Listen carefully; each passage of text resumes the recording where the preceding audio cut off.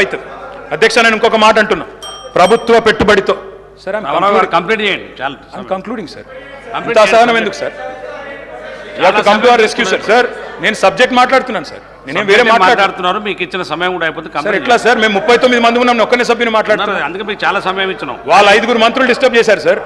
ఏం పద్ధతి సార్? ఆ డిస్టర్బెన్స్ సబ్జెక్ట్ కూడా కానీ కంప్లీట్ చేయండి సార్. మీ ఇష్టం సార్, కూర్చోమంటే కూర్చుంటాను సార్, మానేమంటే మానేస్తాం, వెళ్ళిపోమంటే వెళ్ళిపోతాం సార్ బయటికి. కంక్లూడ్ చేయండి. ఏం సార్ ఇది? కంప్లీట్ చేయండి sir. Investment into productive sector, investment into productive sector is not debt sir. అధ్యక్ష ఒక్క మాటలో చెప్పాలంటే ఏం క్రియేట్ చేశారు? అసెట్స్ ఏం క్రియేట్ చేశారు? అధ్యక్ష మీరు కూర్చున్న కొత్త సచివాలయం కట్టిందే కేసీఆర్ గారు, మీరు పేరు మార్చిన ప్రగతి భవన్ కట్టిందే కేసీఆర్ గారు, ప్రతి జిల్లాలో కొత్త జిల్లాలో కొలువు తీరిన కలెక్టరేట్లు కేసీఆర్ గారు కట్టిందే, కమాండ్ కంట్రోల్ సెంటర్లు కట్టింది, కేబుల్ బ్రిడ్జ్లు, కొత్త రోడ్లు, ఫ్లైఓవర్లు, అండర్ పాస్లు హైదరాబాద్లో మీరు తిరుగుతున్నాయి. ఇవన్నీ తరగని ఆస్తులు, మీకోసం రాష్ట్ర ప్రజల కోసం ఇచ్చిన ఆస్తులు. యాదాద్రి ఆలయం నుంచి మొదలు పెడితే అంబేద్కర్ సచివాలయం దాకా మొత్తం కట్టిందే కేసీఆర్ గారి ప్రభుత్వం. అదేవిధంగా అధ్యక్ష